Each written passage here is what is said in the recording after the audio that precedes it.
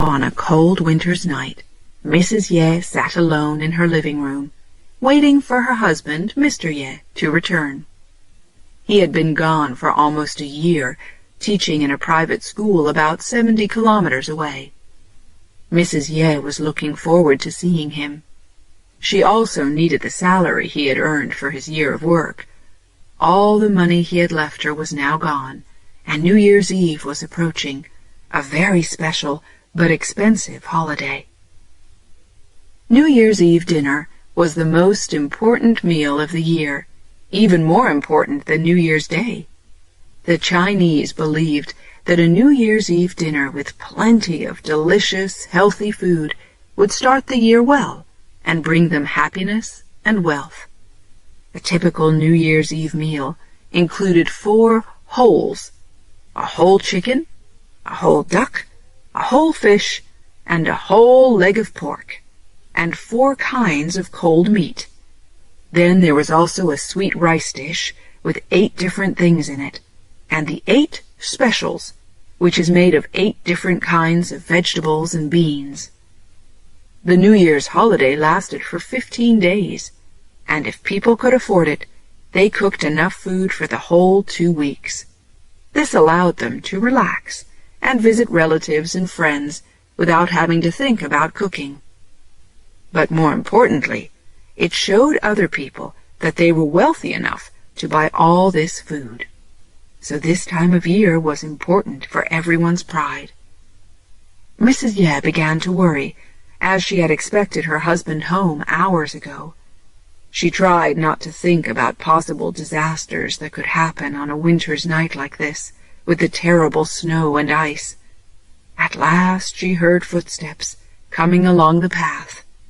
She hurried to open the door, and there, shaking the snow off his cap, was her husband, Mr. Ye. Mrs. Ye gave her husband a bowl of hot soup to drink by the fire. Later, when he finally felt his body warming from the fire and the soup, she asked him about his salary. "Well, was it a good year?" "Yes, it was. I earned a silver yan pao," he answered. "Oh, thank Buddha! Now we can enjoy our New Year's Eve dinner. So where is this silver yan pao? Let's put it in the money pot, and I'll make some tea." Mr. Ye hesitated, and then said quietly, "Well, there's one small problem." "What problem?" his wife asked. "I gave it away," he answered. "What? Oh, old man, don't joke with a poor old woman after a hard year. Where is the yan pao? Give it to me." "I'm afraid I'm not joking," Mr. Ye said in a serious voice. "Please bring me some hot tea, and I'll tell you what happened." He then sat there warming his hands on his teacup. "It all started when I was walking along the road. I was feeling very happy that I was coming home." And so he began his story. It was freezing cold, and he had to pull his old coat up around his face to help keep out the cold wind. But he was happy, too, because in his bag he had his silver yan pao. He was sure that his wife had used all the money she had and was waiting for rice to put into the pot, as they say in China. He couldn't wait to get home and see the joy in her eyes when he gave her the silver yan pao. He was also happy because it was almost New Year's Eve, his favorite holiday. As he walked along, he started to plan the menu for the New Year's Eve dinner. He knew that they would probably not be able to buy 4 wholes, but at least his wife could get some pork and cook his favorite meal, pork with red wine and red beans. He would get out his favorite rice wine to have with it. Suddenly, as he was walking along thinking these happy thoughts, he saw a woman running toward the river. He was sure she was going to throw herself in. As he struggled to see better through the falling snow, he realized it was Ah Ken Sao, the wife of the carpenter, Ken. He rushed forward to stop her, and just managed to catch her in his arms before she got to the water. "Let me go, please," she cried. But he refused. "You can't end your life like this. What is it? What's wrong?" "Let me die, please," cried Ken Sao. "I haven't heard from Ken for a whole year. He's either died or left me, but I must pay the rent by tomorrow. If I don't, the owner of the building is going to sell our daughter, Yang Hua. But I have no money. I can't pay the rent. There's nothing I can do." "No, you're wrong. Ken did write to you," said Mr. Ye. He was thinking hard. Ken Sao stopped struggling. "Oh, do you have a letter for me then?" Well, said Mr. Ye. He let go of her and pretended to search in his pockets. After a minute, he smiled and apologized. "Sorry, I thought I had a letter. I'm sure there was a letter." "Oh!" cried Ken Sao, and she started to run toward the river again. Mr. Ye shouted, "No, wait! I was confused. I made a mistake. Ken didn't give me a letter, but he did send some money for you." He took his silver yan pao out of his bag, looked at it one last time, and gave it to Ken Sao. She stopped and looked down for a quiet moment at the silver yan pao in her hand. A wide smile appeared on her face, and then she began to laugh. "Oh, my husband is alive and hasn't forgotten us, and our daughter has been saved. Thank Buddha," she cried happily. "And thank you too, Mr. Ye. I must go to my daughter. Thank you. Thank you so much." She was crying again now, but with happiness, as she ran away down the road. Watching her, "I knew I'd just given our New Year's Eve dinner away," Mr. Ye told his wife, who was sitting opposite him at their table. "But what could I do?" Mr. Ye was very depressed. "But why did you give Ken Sao all your money?" Mrs. Ye asked. "Why didn't you save some for us?" "I had only one yan pao. I told her that this yan pao was Ken's salary, which he'd asked me to give her." Mrs. Ye became angry. "But what's going to happen to us now? Do we have to die of hunger because of your kindness? You must do something. We need food. I want you to ask our friends and neighbors for the same kindness. Go and borrow some money for our New Year's food." Mr. Ye knew he couldn't refuse his wife, so he did as she asked. The next morning, he went out to ask their neighbors if he could borrow some money. He knew that New Year's Eve was the worst time to do this. People were busy cooking dinner, and they believed that people who borrowed money could bring them bad luck in the new year. Almost every door was shut in his face. Finally, one man gave him a small package, but when he opened it, he discovered that it was only stones wrapped in some paper. Tired and disappointed, Mr. Ye went home and told his wife he had failed. "I'm exhausted," he said. "Let's go to bed and not think about dinner. We have nothing to eat anyway. I'll try to think of something in the morning." But his wife was too hungry to sleep. "No, you have to do something," she told him. "I have an idea.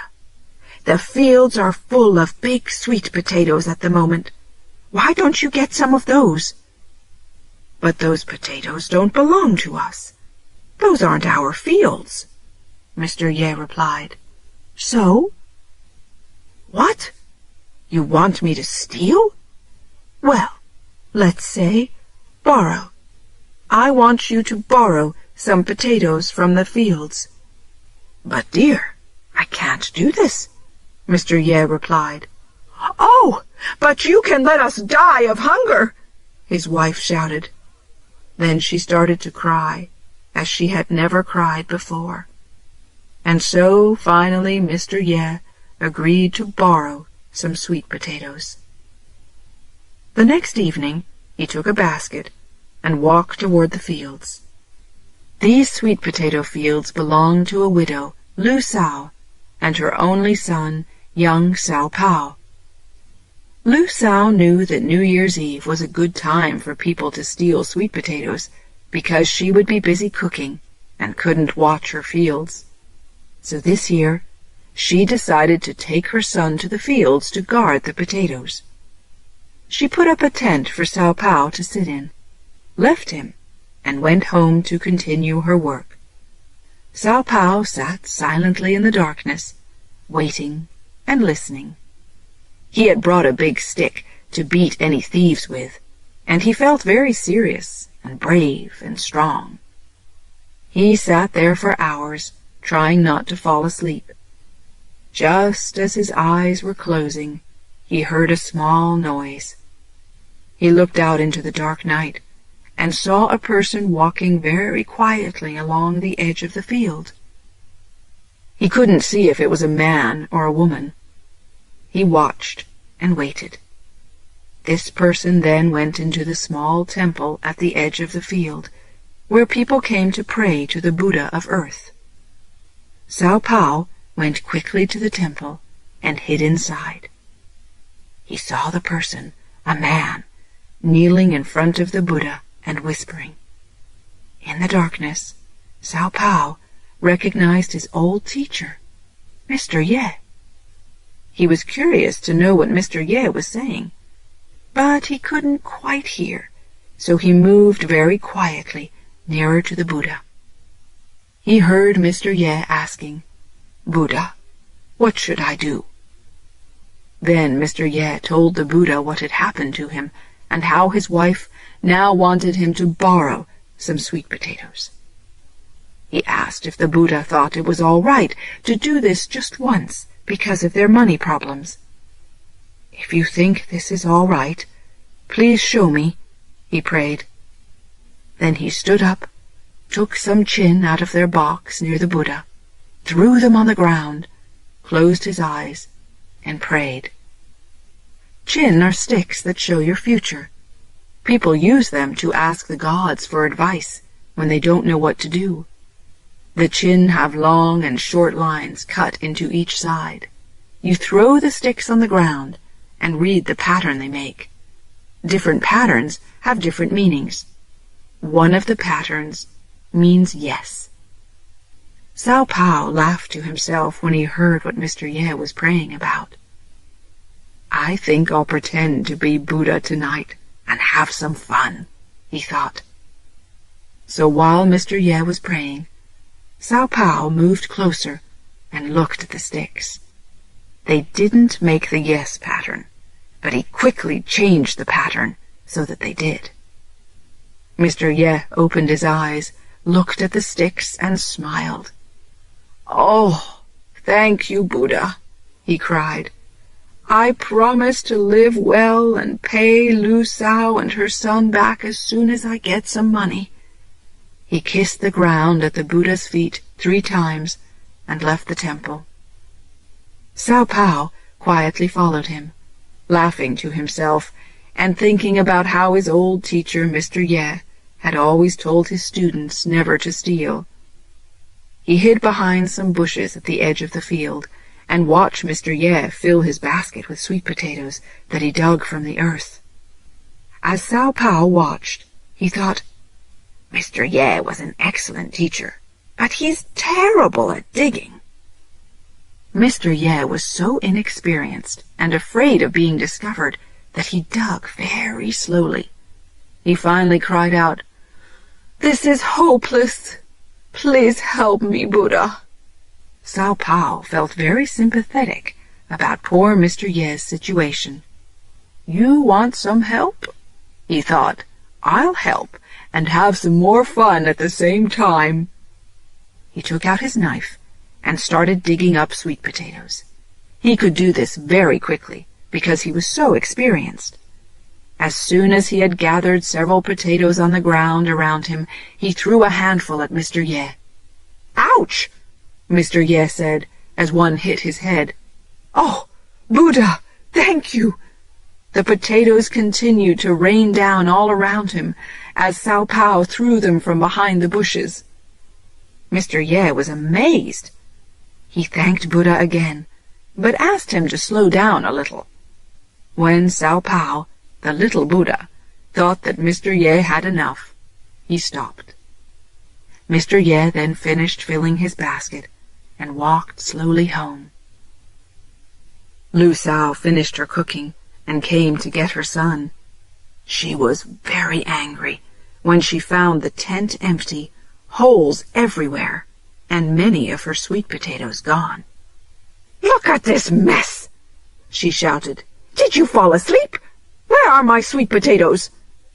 "Mr. Ye stole them, Mother," Cao Pao told her with excitement. "Cao Pao, don't say such things about your old teacher, who is such a good man and has helped so many people," Cao Pao cried. "But it's true, Mother, and I helped him." Then he told her the whole story. Lu Sao felt sorry for Mr. Ye and realized that he must be having a difficult time. So she decided that the next morning she and Cao Pao would go and wish Mr. Ye and his wife a happy new year and take them some of the delicious New Year's food that she had cooked. The next morning, as Lu Sao and Cao Pao were walking up to Mr. Ye's house, they heard Mr. and Mrs. Ye talking happily to each other. They stood under the window to listen and were very surprised to hear what they were saying. "Old woman, help yourself. Eat some lovely pork with red wine." "Old man, don't be shy. Have some nice cold sliced pork." Cao Pao was very upset. "He lied. He's a thief. He stole our sweet potatoes, but all the time he had money to buy pork." "Quiet, son," his mother said, and she looked through the window to see what was happening. She saw Mr. Ye putting a piece of red-skinned sweet potato into his wife's bowl, as she was putting a piece of white-skinned sweet potato into his bowl. They were both pretending that they were eating real pork. "It's all right, son," she said. Then she lifted Cao Pao up so he could see. He immediately jumped down, banged on Mr. Ye's door, and shouted for him to come. When Mr. Ye heard Cao Pao, he jumped up from his chair, frightened, and whispered to his wife, "Oh no, Cao Pao's here. Quick, hide these." Mrs. Ye quickly took away the rest of the potatoes, while Mr. Ye looked for a place to hide the skins of the potatoes they had already eaten. He rushed to the fire, put them in a pot, and put the lid on. Then he opened the door for Cao Pao and his mother. "Happy New Year, Mr. Ye," said Lu Sao, as she gave him his New Year's Eve food. Mr. Ye was very embarrassed, but before he could say anything, Ah Ken Sao came through the door with her daughter, Yinghua. "Mr. Ye," Ah Ken Sao called, "we've just come to thank you again for giving us Ah Ken's money and making our New Year such a happy one. Happy New Year to you and your good wife." While all this was happening, no one noticed that Ah Ken had appeared and was standing in the door listening. So they all jumped when he quietly asked, "What's this about my money?" "My darling!" cried Ah Ken Sao, and she rushed into his arms, saying, "I'm just thanking Mr. Ye for giving me—" "I know. I heard," he answered. But I didn't give Mr. Ye anything. I'm completely confused." Sao Pao suddenly interrupted. "I know everything. Sit down and let me tell you." And he told them the whole story. When he had finished, both Ah Ken and his wife fell down on their knees in front of Mr. Ye, crying, "Oh, Mr. Ye, how can we thank you?"